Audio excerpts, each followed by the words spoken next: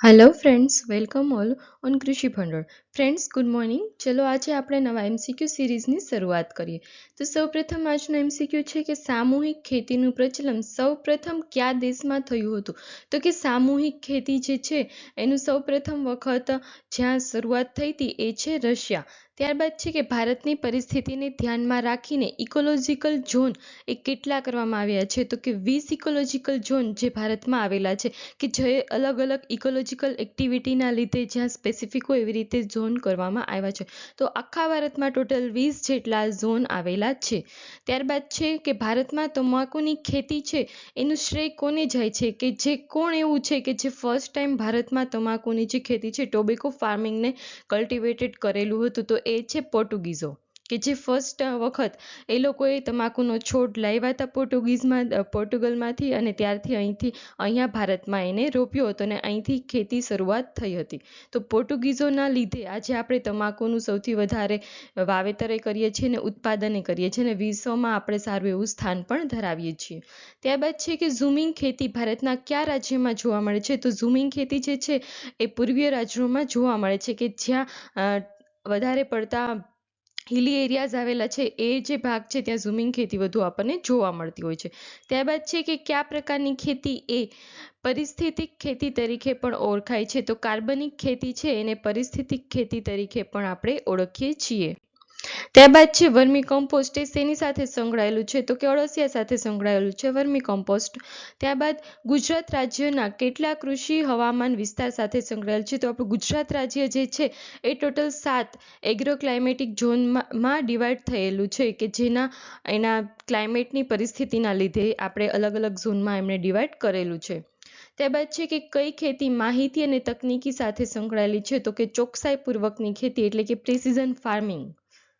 ત્યારબાદ છે કયા પ્રકારની જમીન સુકાતા ઊંડી તિરાડો પડે છે? તો જે ઊંડી કાળી જમીન છે એ સુકાઈ જાય તો ત્યારે ઊંડી તિરાડો પડે છે. ત્યારબાદ છે કે કોનું સજીવ ખેતીનું વિશ્વવિદ્યાલય ગણવામાં આવેલ છે? તો કે જંગલો, કે જેને આપણે સજીવ ખેતીનો વિશ્વવિદ્યાલય તરીકે ઓળખીએ છીએ. ત્યારબાદ છે કે ભાસ્મિક જમીનમાં ક્ષારનું પ્રમાણ કેટલું હોય છે? તો કે 0.4% વધારે ક્ષારનું પ્રમાણ એ ભાસ્મિક જમીનમાં આપણને જોવા મળે છે. ત્યારબાદ છે ટ્રાયકોડર્મા એ શું છે? તો કે ટ્રાયકોડર્મા જે છે તે જે જૈવિક ફૂગ નિયંત્રણ તરીકે આપણે ઉપયોગ કરીએ છીએ. ત્યારબાદ છે અળસિયાના ઉછેર માટે કેટલું તાપમાન જરૂરી છે? તો કે અળસિયાના ઉછેર માટે 30°C કરતાં પણ ઓછું તાપમાન જરૂરી હોય છે. ત્યારબાદ છે જલ પ્રાપ્તિ આધારિત કઈ ખેતી નથી? તો કે ગહન ખેતી, કે જે જલ પ્રાપ્તિ આધારિત ખેતી નથી. ત્યારબાદ છે દિયારા પ્રકારની ખેતી હંમેશા કયા વિસ્તારમાં જોવા મળે છે? તો કે દિયારા પ્રકારની જે ખેતી છે એ આપણને નદી કિનારાના વિસ્તારમાં જોવા મળે છે. તો ફ્રેન્ડ્સ, આજના આપણે એમસીક્યુને અહીંયા જ ખતમ કરીએ છીએ. ફ્રેન્ડ્સ, આપણે ફરી મળશું નવા એમસીક્યુઓ સાથે.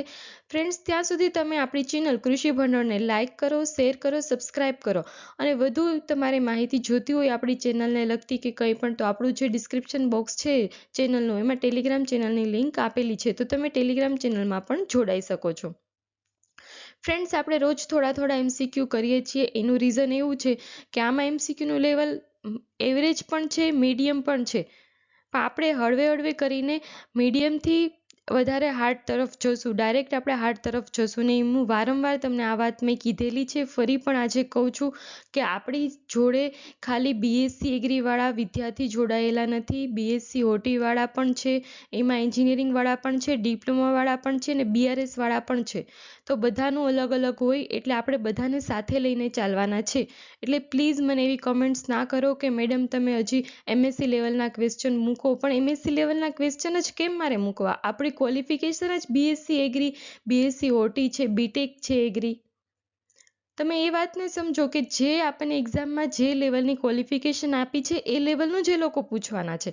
હા, આપણે કવર કરશું, બધા પોર્શન આપણે કવર કરશું, હાર્ડમાં પણ આપણે કરશું, પણ અત્યારે હજુ આપણું સ્ટાર્ટિંગ છે ને. આપણે રોજના 15 ક્વેશ્ચન કરીએ છીએ, તો તમે વિચાર તો કરો આપણી એક્ઝામ આવશે ત્યાં સુધીમાં આપણે કેટલા એમસીક્યુ સોલ્વ કરી લેશું. અને હું તમને ગેરંટી આપું છું કે આપણા જે એમસીક્યુ છે રોજના, એમાંથી કંઈક ને કંઈક તો તમને પૂછાશે જ. કંઈ તમે કરીને જાઓ કે ના જાઓ, આટલા એમસીક્યુ કરીને જશો ને તો એ તમને 60 થી 70 માર્ક્સ તો આરામથી આવી જશે. અને બીજું તો આપણે વાંચવાના જ છે, એમાંથી આપણે વધુ માર્ક્સ કવર કરી શકશું. બરાબર છે?